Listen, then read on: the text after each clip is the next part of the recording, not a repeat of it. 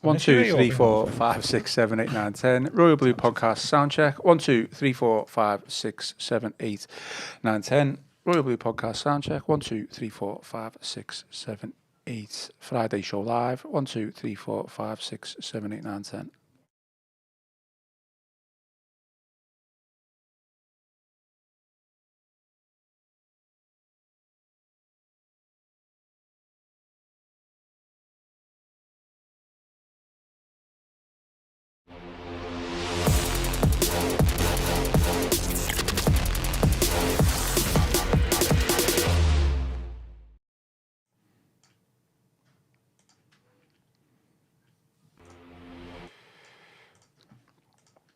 Hello and welcome to the Royal Blue Podcast. It's the Friday edition. We are live and I am your host, Ian Croll. Joining me in the Royal Blue studio today to talk all things Everton, we've got Joe Thomas and Gav Buckland. Joe, start with you. All good? Yeah, good. Cheers. Thanks, Ian. Your mouth all okay now after it the is, dentist yes, appointment? No anaesthetic putting you off? No. Good stuff. Gav, welcome back. How are things? All good? I just noticed it's middle of July and you two have got black on and I've got grey on, you know, it's hardly... summer clothing, you know. It's warm, but it's not sunny though, is it? No, but I always wear a black shirt. It's just natural. make you look cool, yeah. Is that well? Milt Tray, man. Your word's not mine, Gav. So. Yeah. You're good anyway. Fine, mate. Fine. Yeah.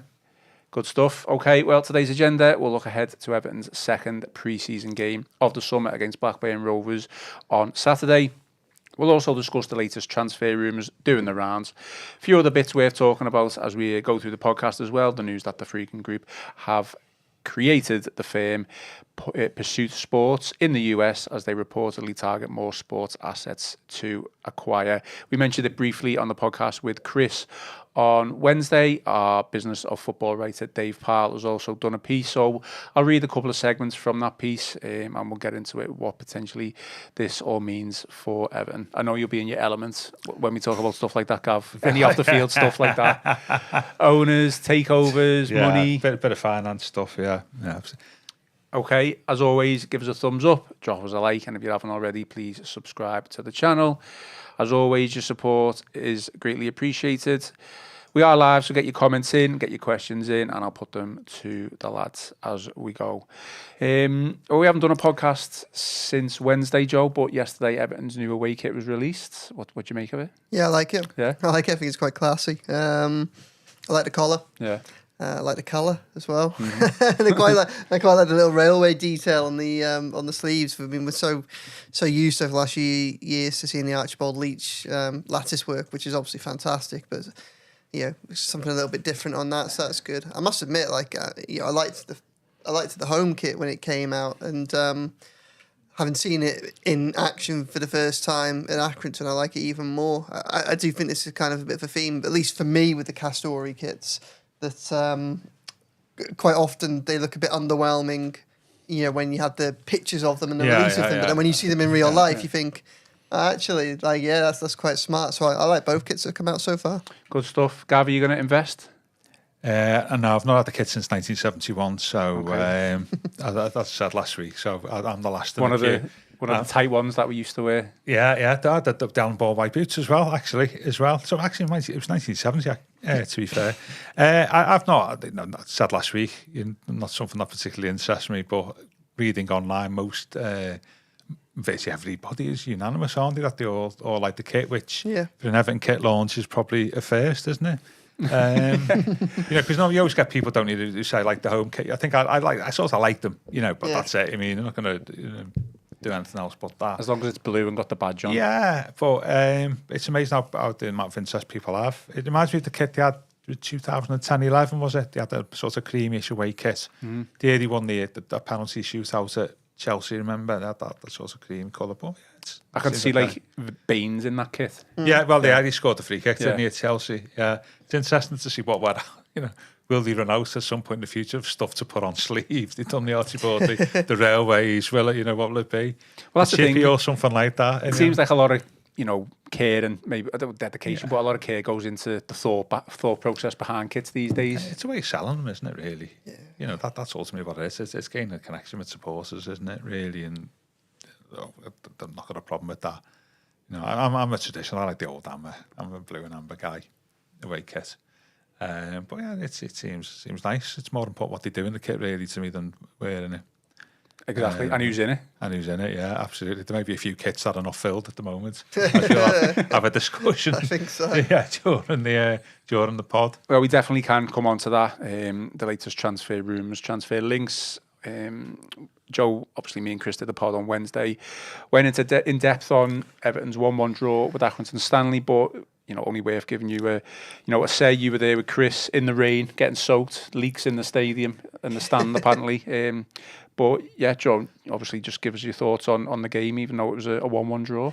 Yeah, I'm sure Chris said this the other day, but the Accrington press officers were handing out towels in the press box because the leaks were so bad. Yeah. So to mop down the laptops with. So yeah, I wasn't expecting to be anywhere near that wet. That was, when I was walking out with one of the stewards after they turned the lights off, and he was saying about how they got League Two pitch of the year last season. I can understand that because it took so much rain and it took it well, to be fair.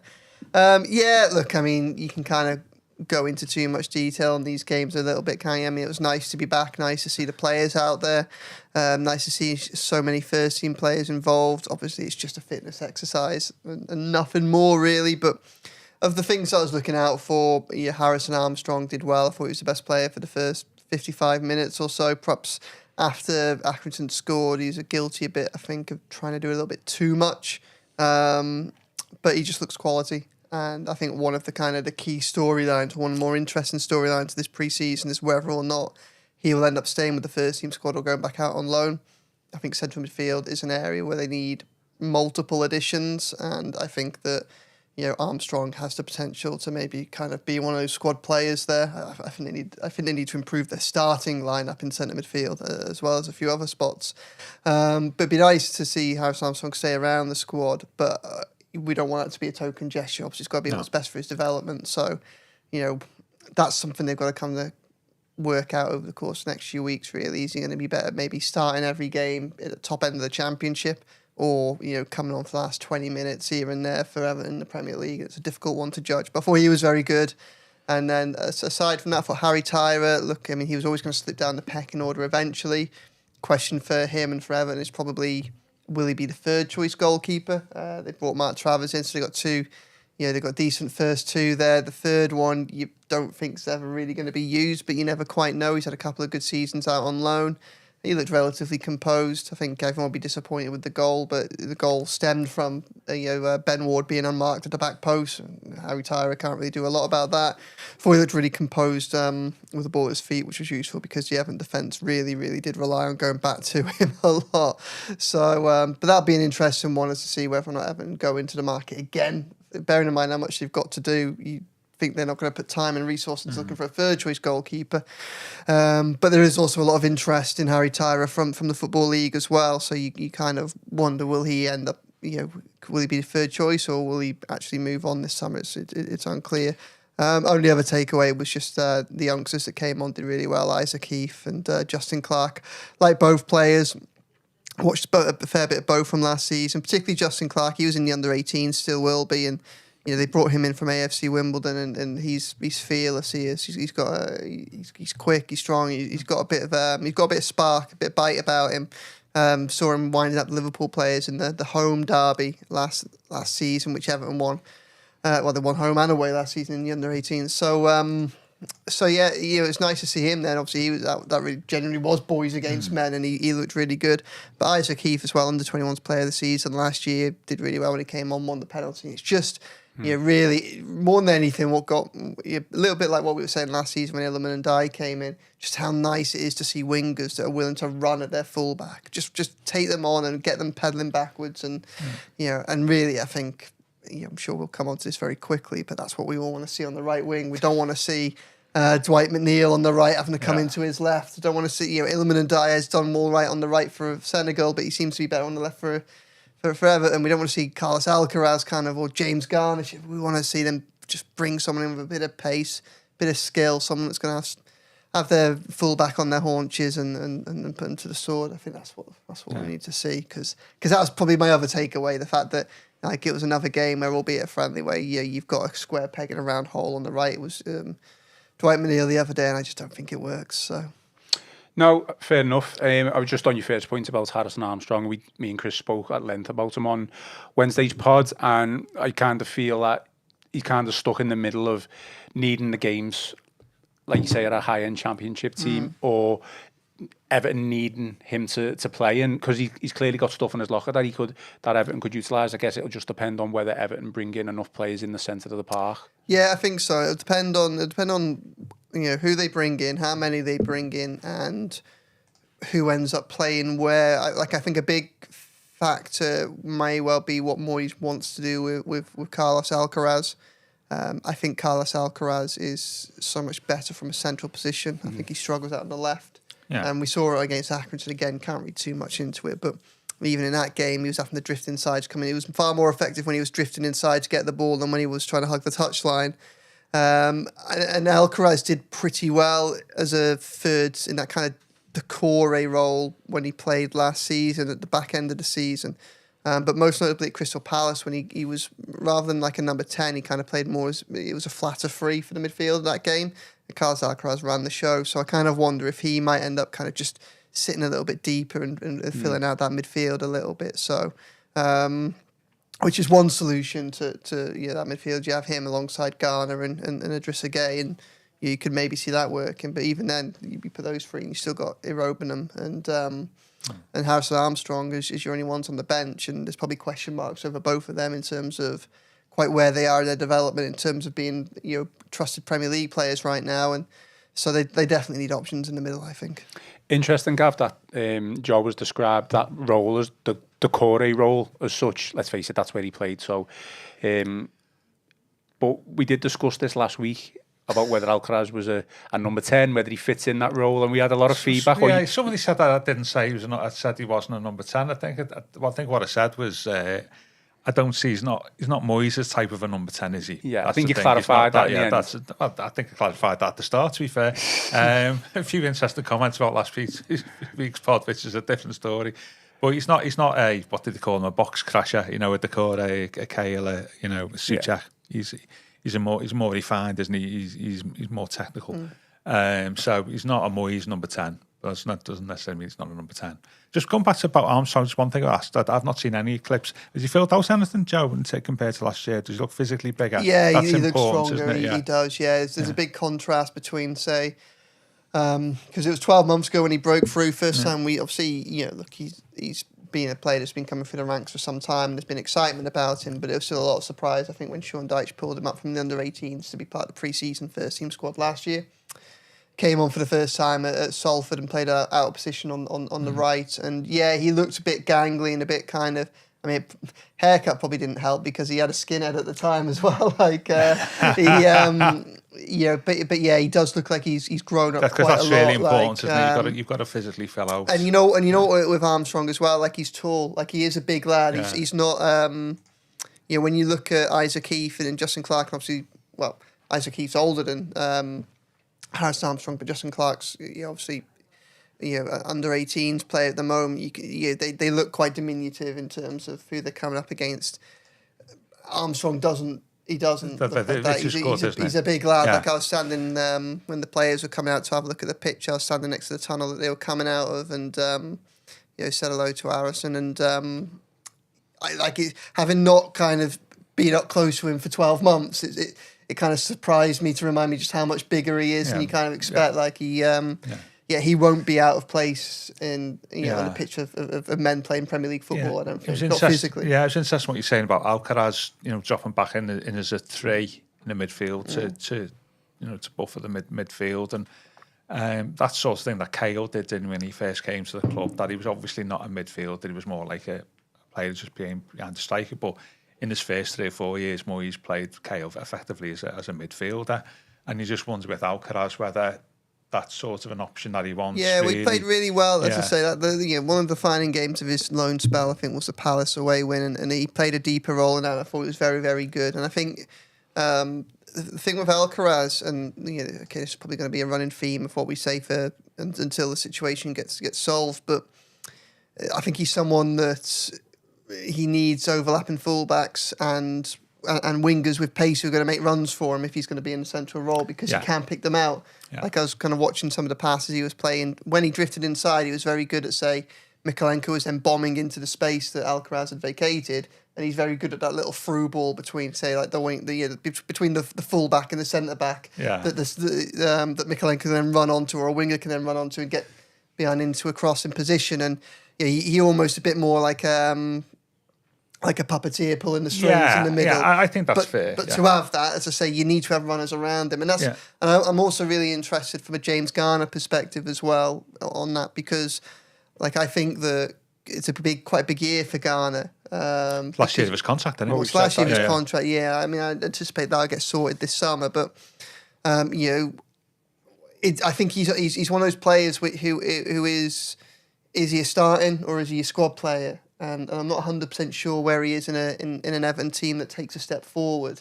I think that it's been very difficult for centre midfield, very difficult for a lot of the players, especially some of the younger players in the last few years, because that squad's been so uneven. But he hasn't really grabbed many games by the scruff of the neck either, and it's kind of tough to see where he goes. But when I think about Garner, I mean, obviously one of his strongest attributes is his range of passing. I mean, imagine being a centre midfielder that can pass a ball like James Garner can. Yeah. But you don't have a winger or a fullback that's going to run beyond the halfway line all season. You're going to quote to quote the Beto pass there, aren't you? For that's it. But I mean, really. It's only really when Beto was playing on the last man in the second half of last season, because obviously Dominic Calvert-Lewin drops deep as well. So it's only really then that in the last 18 months to 2 years, Everton have had anybody that is willing to kind of make those runs at someone like a Garner or an Alcaraz if he's sitting deeper can play out. So that's, again, another kind of notch in the argument for why they need a specialist right winger with a bit of pace and blah, blah, blah. So I think Alcaraz definitely, I like that idea of filling out the midfield. I mean, I think his debut was at Bournemouth, was it, coming in the Cup? He ended up playing number 6, didn't he, at the end of the game? Came on the bench, off the bench. He ended up playing deep. And I think that is definitely an option for Moyes if he doesn't get the midfield, the midfield players he wants in the summer. It's definitely an option for him. But I think it's a big year for a lot of players. It's a big year for Alcaraz, isn't it? You football is littered, and Everton history is littered with players who've come on loan for a bit, and then they've signed, and then they've gone down. But at the same time, last week I was saying, you think that there's history shows that actually there's players come on loan who've then, shot upwards. Like on Moyes' first spell, Pienaar, Arteta, both were lone players.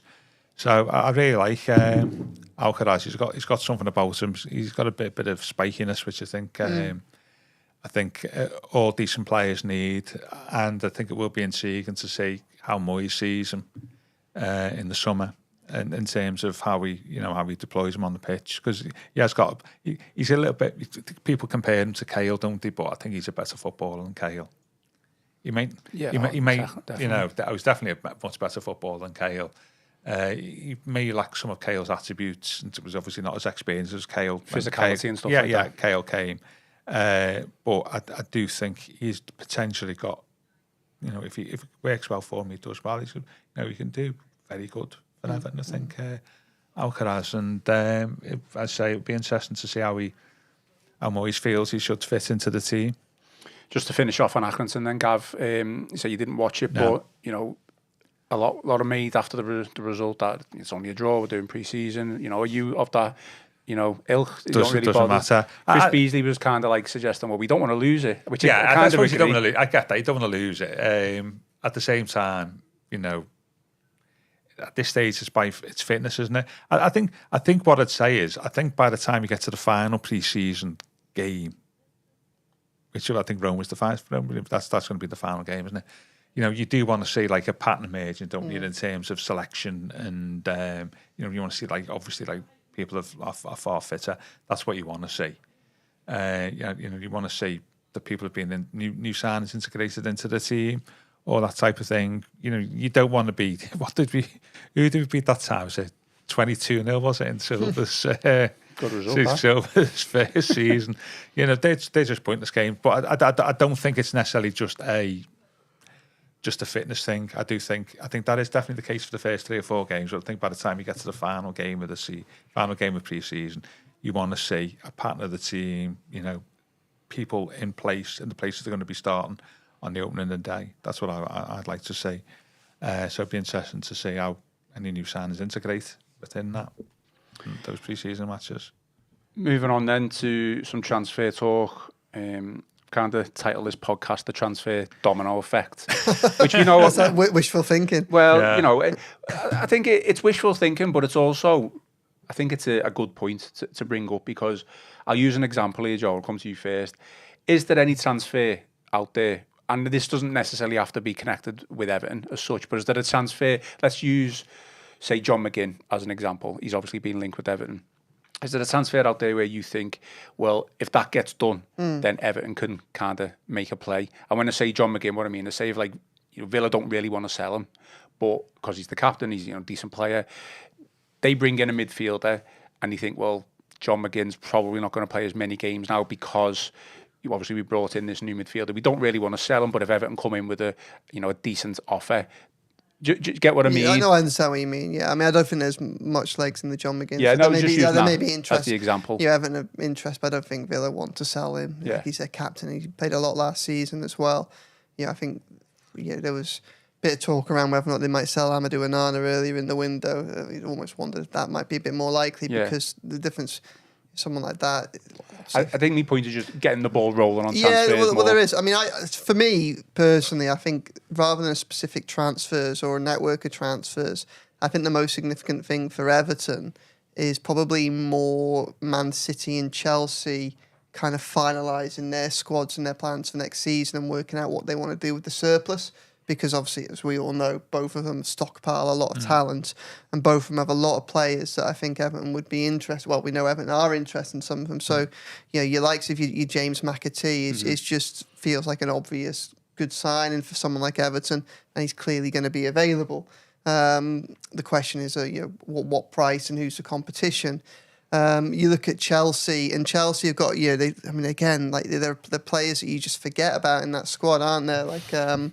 They were linked to Keane and Dewsbury Hall, Everton in January. I think more as a kind of wishful thinking rather than a realistic signing as part of the send Breuer back, but maybe take someone else. And he ended up playing a little bit more towards the second half of the season. But Moyes likes him. But you look at those squads, and they've both got a lot of players there that you think that if Everton could get on loan, or if those clubs were open to selling, then you could see how Everton could bring in a player that doesn't really matter that much to Enzo Maresca or Pep Guardiola, but could improve the Everton first team. Yeah. So that's kind of where I see the more interesting kind of thing from there. Obviously, there's probably a lot of the football world watching to see how things like the Hugo Ekitike and Alexander Isak situation plays out with Liverpool and Newcastle and Frankfurt. It looks like that Ekitike might go to Liverpool, and it looks like Newcastle are going to maybe pull out of that race and go for Johan Wissa for Brentford, and you see all these knock-on effects. So it really is going to be fascinating, but it's difficult to kind of look at the transfer market at the minute and see, almost like read the ruins a little bit and see where Everton are going to go, because there are a lot of players that they're kind of looking at and inquiring about, but none of them are particularly new. They've had plenty of time to kind of mull over some of these players, and it's like, I feel like there's a lot of assessing going in. When are they going to pull the trigger and who on? I think that's my point. You kind of touched upon it. There doesn't seem at this moment in time, although players are linked, to be like a clear pathway. Something's got to happen for that pathway to become clear. I mean? I understand. I understand what you're saying. So I mean, it is fascinating to kind of see. Obviously, we've had the PSR deadline go. That's one kind of catalyst for business. Well, that's gone, hasn't it?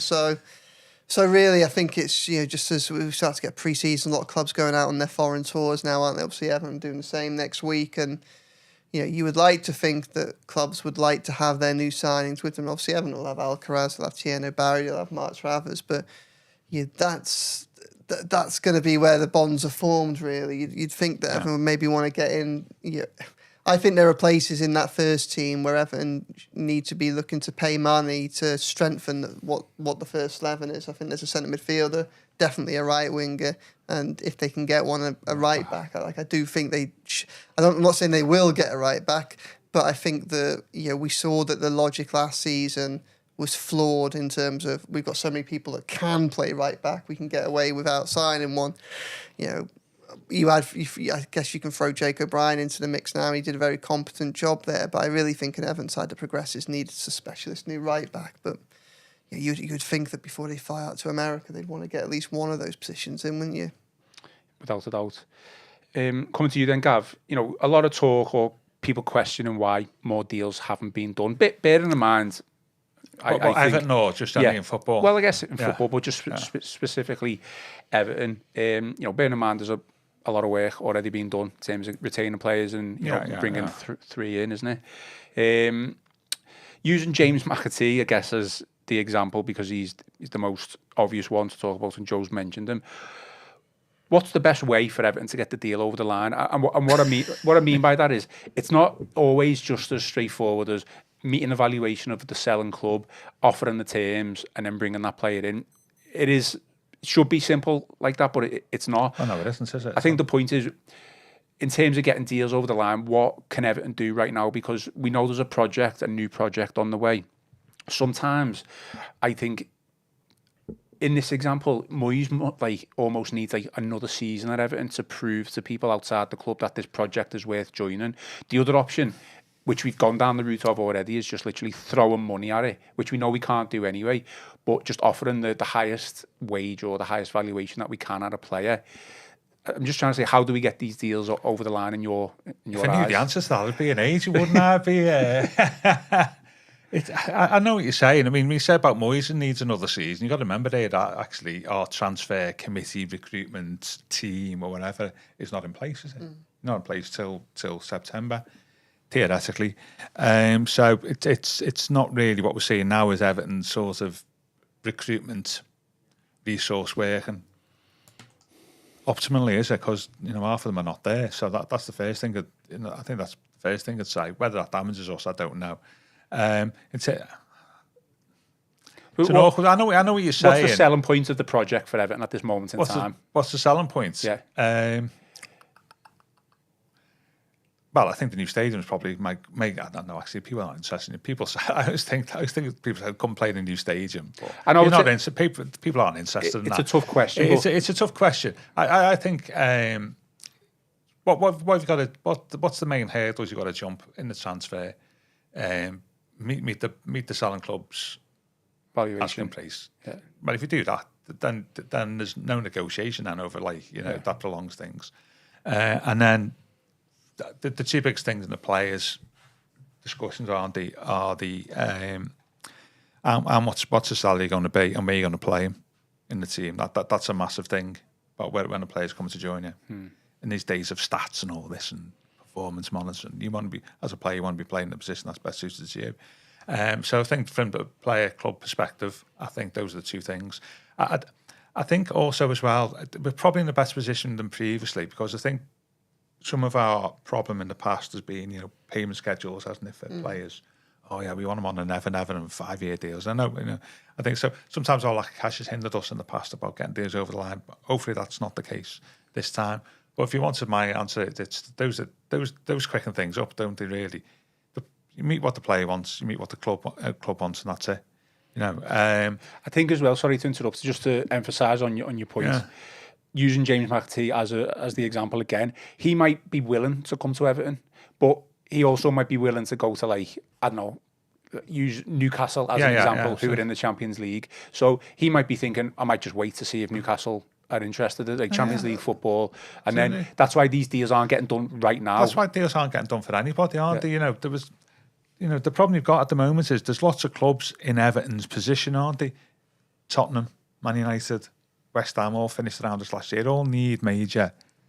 Obviously, Tottenham got Champions League. Yeah. But then in terms of the market activity, there's a lot of teams who need, rebuilding in the same way we are at the moment, and I don't think that helps. And even something like Forest. I mean, how often have you seen over the last couple of weeks Everton linked with player Forest, West Ham also linked. So there's lots of teams wanting players, and if you're a player, you maybe want to hang on to see what their best options for. But there's no one size fits all there, though, isn't it? It depends on the player and the club. But I'd say in terms of selling the club, I think as a player, would you want Moyes as a manager? I think possibly I would. You look at his track record. If you were a young defender, you definitely want to play for Moyes, wouldn't you? Really, just say these are players I've brought through in the past. So I think Moyes is a selling point. To be fair, I think there's an exciting project to be able to pitch at Everton, but I do think that project probably has more resonance with players that have grown up in the English network and know the sleeping giant that Everton is.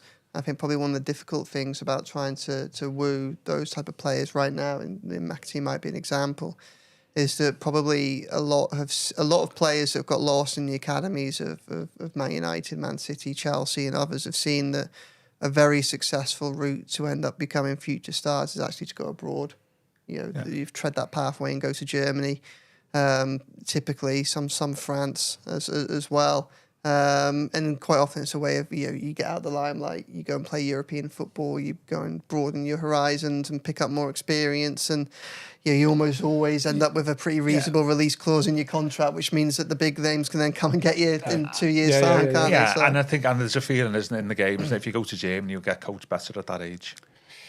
That seems to be the theory. That's the other big thing, isn't it, really? Well, it's an interesting question. I think Joe. I think that's a valid point. Because that's where you come into someone like, say, Carney Chukwuemeka from Chelsea, who again Everton liked in January of last year, and they were kind of talking about maybe if they send an injured Breuer back, but still have to have financial obligations to Chelsea. Well, if it's not Dewsbury Hall, maybe they could get him, a young winger or attacking midfielder coming across. Obviously, he in the end went to Germany and did pretty well, and I think they're trying to. He may well end up back there again this summer. So that's one of the challenges. I think the difficulty for Everton right now is probably it's almost that there's so much possibility rather than there's so little, and that's the problem. It's almost like say when you get to an age where your parents might give you a budget for Christmas or your birthday or something like that, and maybe you get the Argos catalogue out or something like that, and you're looking there and say you got 60 quid, and you're trying to think, well, I could get 3 things that are 20 quid, I could get one that's 40 and one that's 20. Or I could get, nearly get 3 things at 50. Like what? And Everton almost got so much to do that I think a lot of it's that kind of like hypothetical thinking. If we spend money here, you've got to remember they've already spent best part of 40 odd million, haven't they? About 45 million they've committed to this summer already in the free transfers that they've made. So I mean, that's a chunk of the budget gone. Like we may well have had about £100 million to spend. So they're sitting there thinking, well, if we want a right winger, we want a centre midfielder. Well, who's going to take up more of our budget, and what's the priority? Who's the one that we're willing to go to 35 million on? If we go to 35 million on them, does that mean we've only got 15, not 20 or 25 for the other? And there you go. And one thing we haven't seen yet, I think, as well, is obviously the loan market hasn't moved. Mm-hmm. As we start to get into the back end of July and the season starts to approach, we'll start to see, because a lot of the clubs, again, and this is where I'm kind of coming into like your Man United, so your Man Cities and your Chelseas of the world. A lot of those clubs, you look at Man City with someone like a McAtee or someone like a Grealish, they would clearly rather sell those players and get the money in than loan them. But there are probably enough question marks over those players, particularly for the price range that they might be, where the buying clubs, your likes of your Everton and those that are going to compete against, would probably rather take them on loan first to see what they're like and see how they go, so there's less risk. But it's only going to be until much later in the window that those parent clubs are going to be willing to countenance them, leave them on a loan, because until they know they're not going to get any money from them, that's what they're going to try and pitch. So that's kind of where we are. It's very clear that Everton will once again use the loan market quite considerably. So it's they obviously the sooner they make some signings, some more signings, the better, for a host of reasons. And it may well be that actually the biggest catalyst for a run of signings is not to wait and see what happens in the market, but just to actually go and be proactive and just pull the trigger on someone yourself. But we have done that though as well, haven't we? Yeah, with done Barry. that, Barry, and obviously that's very good. They did it with Carlos Alcaraz as well. So, but I don't think people should be worried about the perceived lack of activity, because I actually think, maybe this will be a controversial opinion, I think Everton have been actually quite productive so far this summer. They brought in Alcaraz as a no-brainer. He was an exciting player. I know we all perhaps considered him a done deal anyway because of how well he did. and how cheap he was, but it was still something that we ended the season not knowing what they would do, and they did it. They brought in Tierno Barry. None of us had heard of him, and now we're all excited about him. They got Mark Travers in. They needed a backup goalkeeper. They've got one with decent line. Yeah, they've got Jared Brownpoint over the line as well. They've got Idrissa Gueye over the line. Then you add in the likes of Keane and Coleman as well. Like a lot of work has already been done this summer. Not enough. Like, a lot more needs to be done, but there is time. So definitely. I mean, just there's a comment here from Robert Jones. So Gav, I'll come back to you on this. Just sticking with the same point. He says, unacceptable that we are yet to sign a starter, especially a right winger. We've needed one for years and years. How hard can it be to get someone in? Everyone else has done it. Well, I dispute the last statement. And everybody else has done it. They obviously even going to read the transfer gossip every day to indicate that actually there's a hell of a lot of teams looking for a hell of a lot of players at the moment. So I don't think everybody else has done it. As Joe said, we've done it. We brought 3 or 4 players. We needed a striker. Yeah, so we brought players. I'm probably, it's a question, isn't it? It's a good question. That like the right wing's been an issue for a while, hasn't it? Really, and I think that our financial problems have probably stopped us getting a permanent solution there. And we had stick and plaster last year, didn't we, with Lindstrom? So I'm not dismissing the question because I think it is a good question. Why we've not addressed it so far? Because it's a priority, as Joe said. Could you argue that we did try to address it with Lindstrom, though? And obviously, but it was a loan, wasn't it? Yeah, it was a loan with an option to potentially buy. If we'd have gone out and spent 22 million on Lindstrom, whatever the valuation was, and he hadn't worked out. Yeah. And let's face it, our situation last season wasn't great in terms of money and what was available. I think it's an interesting point. I'm just trying to get to the bottom for my own peace of mind, really, of why there's a delay. But it's an interesting point there, though, isn't it? And I think it's like we think this about lots of things in football, don't we? We always think that the team you support are doing worse than this type of thing than everybody else. It's like you always judge your worst position against the best of everybody else, don't you? Mm. And that's what we tend on transfers. We tend to do that, don't we? We look at all our gaps, and then we look at all the players of all the teams have brought all the players in. But at the same time, they've still got a load more gaps to fill, and we sometimes in that's what we do in football, don't we?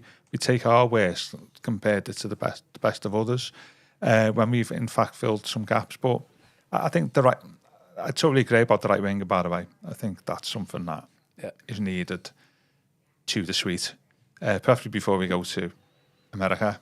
As Joe was saying, you don't want to see. It's a bit analog, isn't it? Watching McNeil play right wing. I definitely totally agree with the question about the right winger being a priority, and perhaps it should have been addressed previously. That's a difficulty now, though, isn't it? Because all of a sudden you look at West Ham have just sold Kudus for big money, and Forest have sold Elanga for big money, and you mentioned so all of a sudden you got free. There's just free clubs, the other two flush with cash from the money that they've just got, looking for players for the same position, isn't it? And so it's insane. It was a good point was made. I think it was a bit bees on Wednesday about some of the players knocking around at the moment who've done really well. That Delwell was after. Kudus was one of them. Goycrez was another. After Diaz, we nearly signed Diaz, didn't he? Before he went to Liverpool. There's about 4 or 5 players that we were heavily linked with and nearly bought that Delwell wanted that have gone on and done really well elsewhere. When the teams are judging them as a director of football. And I sometimes you judge by the players that you didn't get that you wanted, as much as by the players that you did get. Can see how the players that you wanted, but you couldn't get because of what the position of the club was. And there was 4 or 5 who've done really, really well. That since we were after them, and Kudus is definitely one of them, isn't he? Really.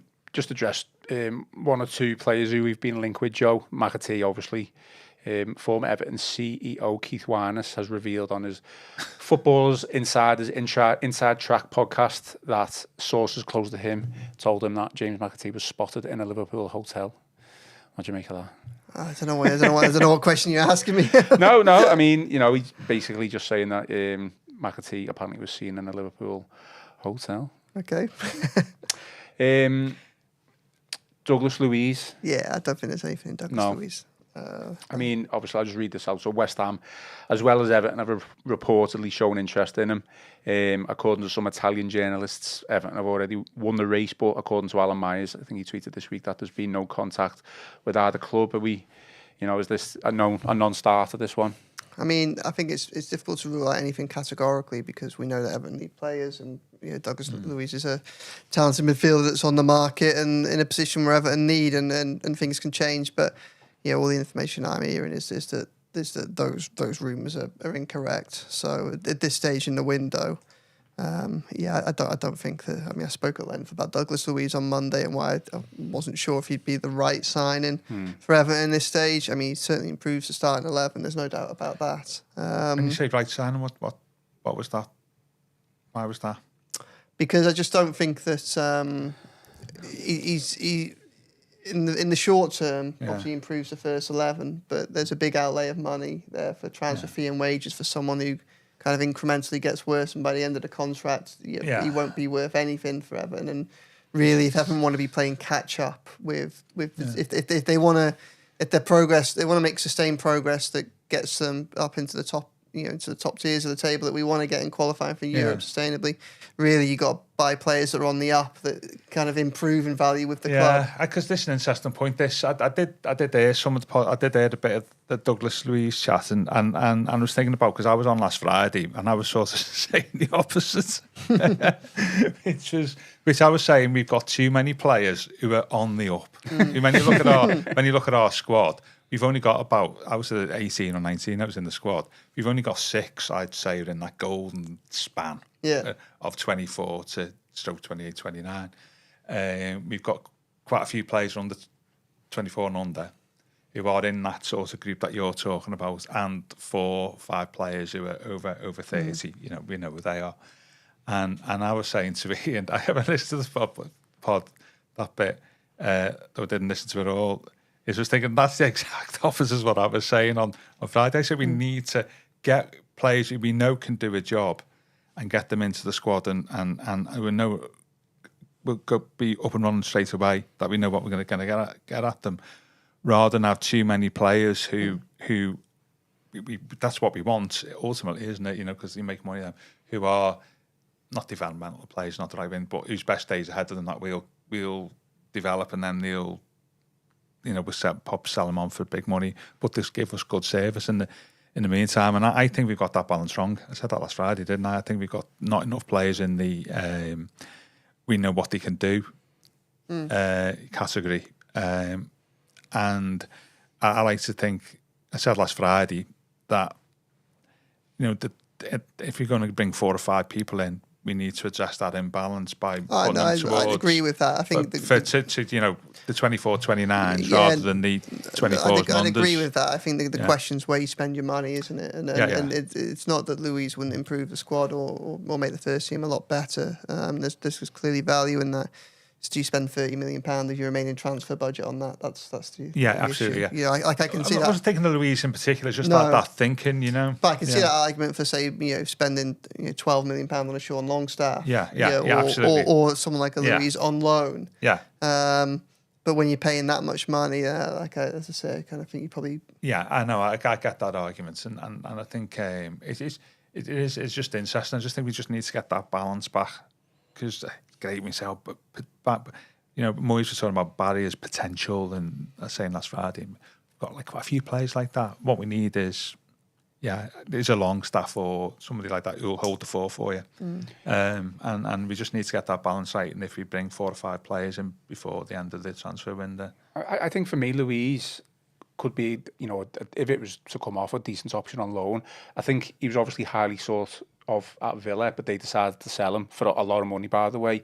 What I would question is why it hasn't worked out at Juventus. I haven't seen a lot of him play.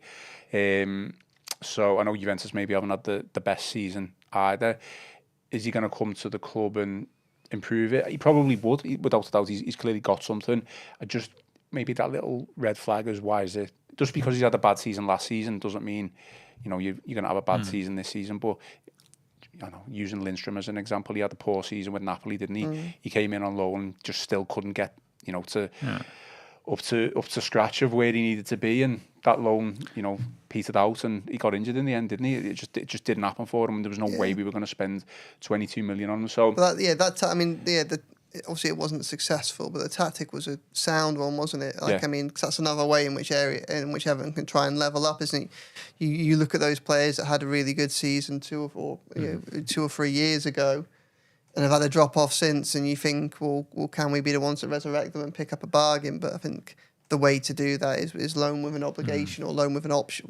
Loan with an option to buy, really, rather than going and spending a big chunk of your transfer budget on a question mark. So. Well, I said that before with the right back situation. I do feel we have tried to address it. It just hasn't come off. Yeah, well, that's it. Like, you think if Everton had... Not the right mid, I said right back, sorry. Yeah, if Everton had Kenny Tete in the door as well now, how much would that improve people's perceptions of where this transfer window is? And we sound like we're a bit one short. I've heard that mentioned this a couple of weeks ago. We need to be careful that we're not being too negative here, Gav. Just be careful. God, don't tell me about it. Yeah, but no, one. I think you get with probably one transfer can make all the difference in perception, can't it? It goes back to that previous question, isn't it?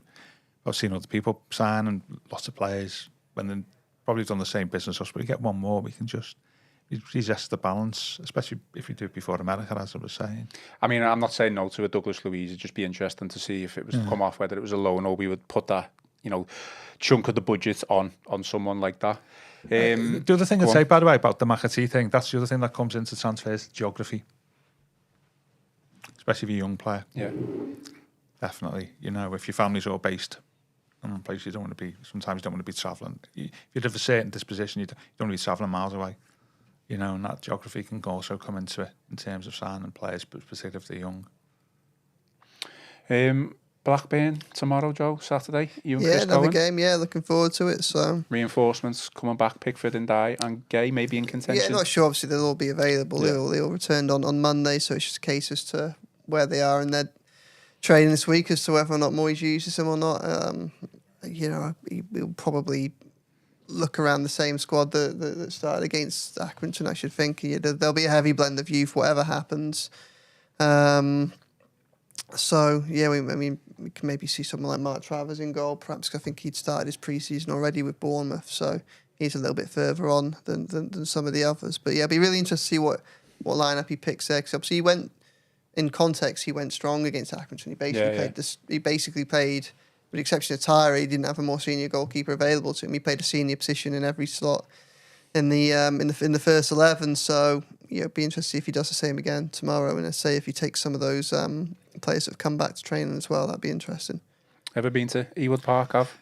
Yeah, once 2008. Notorious for the Andy Johnson getting a goal disallowed right at the end when he'd been offside about 3 minutes. I was at that game. He was offside about 3 minutes before he scored. And I think the referee was nearly lynched on his way out. It was the linesman, sorry. Yeah. Andy Turner, I think his name was. I think I always remember bad. The days when we were calling for VAR. Yeah. And I think that's the only time I went. And that played really well that day with goal destroyed. We were both going to the source of 4th place. Yeah, I remember it well. And but we were by far the more dominant team, and I remember that, like, just that worst thing, isn't it? Like, you going mad at the away end and then finding out that the linesman has pulled the trigger.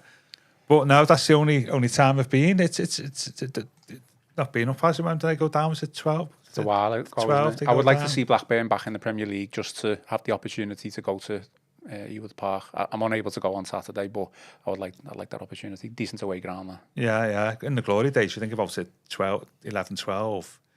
You know, like Wigan, Bolton. Glory days? No, in terms of talk about geography. I know, anyway. Oh, yeah. Yeah, geography. Yeah, I know. Well, it's all London now, Yeah, well, it's glory days for Everton. Yeah, Bolton, Wigan, Blackburn.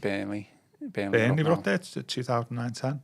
4 or 5 teams in Wigan in this area have all gone, haven't they? Yeah. Replaced by, as you say, mostly South Coast and London teams. I'm sure Joe would like all them teams back in the Premier League. The amount of travelling that you do. Stoke would have been around, wouldn't Stoke they? would have been around, yeah, absolutely. Yeah, so it's funny how economics and all that affects football. Yeah, hoping for a win then, or you just get through this game and as then part of building up towards the the end of pre-season, getting players fit, trying to get the blends right on the pitch. I think that's the important thing, without necessarily being reflected in results. Be interesting. When do they go to America? Is it next week? Is it? Yeah. So that'd be interesting. Okay, final point. I did say that I'd bring this up. So the Freaking Group have formed a new company called Pursuit Sports. I'll just read an article, a segment from Dave Powell's article, which was published on the Liverpool Echo website. So Everton owners, the Freaking Group, have formed a new company in the United States to bring together their sporting assets. Dave reiterates in the article that the move isn't a precursor to a multi-club model. He goes on to say, the creation of Pursuit Sports, which was communicated to US trade media on Wednesday morning, sees Dave Beeston, formerly of Chelsea co-owners Clear Lake Capital and Liverpool owners Fenway Sports Group, come on board as CEO. The creation of the new company will see some operational efficiencies across the teams, with the aim to support growth across the group, but it has been stressed that each club will operate independently of each other, something that has become front and centre in recent weeks owing to the issues seen with owning multiple teams, when it comes to Crystal Palace and their position in the Europa League. Joe, I mean, don't know too much other than what has obviously just been read out, but what do you understand of it with regards to that? Are Freakins taking over the sporting world or trying to? Well, I think they want to add to the collection of clubs that they already have. Then I think they're looking to add a club from one of the major 4 leagues in the USA, aren't they? So yeah, probably baseball or something along those lines, isn't it? They want to get a... So they're really keen just to have like one of them key American names in one of their big sports. So, and then that's the key, isn't it? When you talk about multi-club thing, they're talking about their sporting teams there. So it's not just football there. It's beyond that. Like FSG have got something similar, haven't they?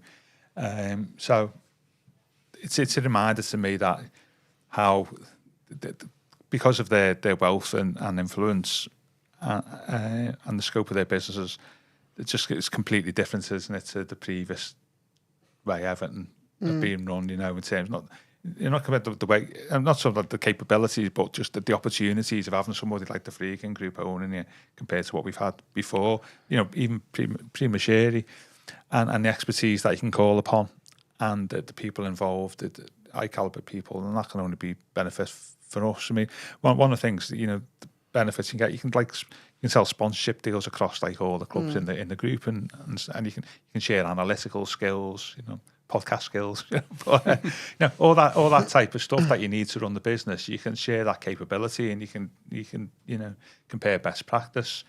And not just within football, within what's going on, safety at the American sports team. What do they do? I mean, because like Moyes has done that, hasn't he? Over the years, he's been to America to see how other teams of American sporting teams operate, and it's a reminder that the Freakins give us as a club far more capability off the pitch than what we've ever been used to in the past. And that can only benefit us on the pitch, can't it, really? Clearly, a big thing that the Freakins are interested in as well, which, many clubs are, is just data analysis. Yeah. Obviously, do you think that'd come into play, even like across sports and stuff like that? Oh, yeah, absolutely. Yeah. Well, American data analysis was invented in America, wasn't it, for American sport? So, it's not just that, it's just like strategic planning, all that type of thing that a company has to do off the pitch. That actually, it sounds a bit dry because it is dry, but actually, if you can share that expertise across the groups, and that's everybody benefits, and you can save money, can't you? Instead of having 4 people doing one job, you can have one person doing the one job, can't you? That if you do that across many roles, as a business, you can save money. So yeah, I think this is good news and a reminder that the Freakins have got something about them, and there's a direction there. You can see a plan that's formulating in their heads that's not necessarily being realised yet, but you can see what they're trying to do. Well, we said it the other day, didn't we? A couple of steps down the road, looking ahead. Especially with, can't remember what we said that with regards to now. Not the investments in the women's team, was it? No, that was it. Yeah, the sale of Goodison and but looking for investments in the women's team, all that type of thing. Oh yeah, I know this is like, I know at the end of the podcast. What impressions of the Freakins since they come in? Safe pair of hands, cautious, I think. I still, I think we can almost rush the judgment too early a little bit. Like, the Moyes decision was probably forced upon them a little bit. They were minded to give Sean Dyche plenty of support when he came in. I think really it was Dyche that went to them rather than the other way round. I think we can probably read something into the Moyes appointment that, as I say, it was felt like quite a cautious one, didn't it? But a sensible one, and one that's paid off. I think time will tell. Really, we'll probably be in a better position to say maybe a couple of months into the season after we've seen how this transfer window plays out. Obviously, they provided the resources to go and tie down Jared Branthwaite, so that's good. And they provided some money for the transfer window already. We're probably yet to see the extent of their ambition because there's still clearly a lot of work to do. Yeah. So obviously that ambition will be hampered by regulatory issues like PSR and things like that. You can't go and spend money with abandon anymore.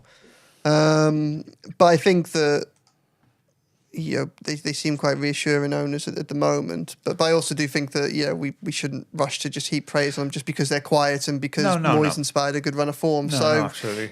We'll have to wait and see, I think. And what do you think, eh? Yeah, I think it's hard to give a definitive answer because obviously this is a work in progress. But there's certainly been no red flags from my point of view. Compared to. There's been a few red flags at Rome, hasn't there, in terms of some of the changes there, but in terms of Everton, it seems to have stabilised a little bit though. But in terms of Everton's, former owner, there was plenty of red flags that I could see when he first took over. There's been nothing there like that with the I like the decisiveness of the appointments that they made and who's left. I think that was good. I like this type of thing. I like the thinking around the stadium and the women's team. It's sort of not you can be safe, but at the same time, you can make some changes that shows fans that they've got a vision of how Everton want to be in the future, albeit in very embryonic stage at the moment. I think they've done. I've been impressed. Albeit it's a very small sample size, as they say, but the one thing I'd say is that, and Mashiri kind of started off doing this but couldn't help himself and interfered a lot in footballing matters. There doesn't seem to be any of that with the Freakins. They put people in place in a structure who are in charge of operations, footballing matters, where they are quite clearly dealing with business matters, whether that's even above Everton. So they're quite happy to delegate it to people they trust. That's the whole point of employing and people, track record like this. The fella here, FSG, clearly, he's worked there for many, many years, so that's got to be good if he's working with us. Okay, any final thoughts, Joe, before we shoot off? That's it for me, thanks. Keep an eye on Joe's Twitter tomorrow for all the latest. From Blackburn then. The big question is the press area of Blackburn, is it got a working roof? I think it is predicted rain again tomorrow. I've been to Elwood Park, but never in the press, so I'll have to wait and see. Yeah. Final thoughts, Gav? We all good? No, it's just I've the first time seeing Joe since that revelation about him being the Emiliano Martinez of goalkeepers. The first time I've not seen Joe since that revelation. God, which I was just weeks ago, though. Yeah, which I thought did make me chuckle. I thought I could just vision. The red mist descending. Yeah. What did you get? A 1 game ban? Got 1 game ban, yeah. I thought that was brilliant. Okay, well, on that bombshell, we will say bye. Okay, that is all for today's podcast. Please remember to give us a like and subscribe to the channel. Drop us some 5-star reviews on Apple and Spotify. We will be back on Monday with a show roughly around 11 a.m. I think it's me and Connor O'Neill. Chris Beasley is off to America at some point next week, so we'll get some videos, some podcasts with him out in the States. Thanks to Joe and Gav. I've been Ian Croll, and this has been the Royal Blue Podcast.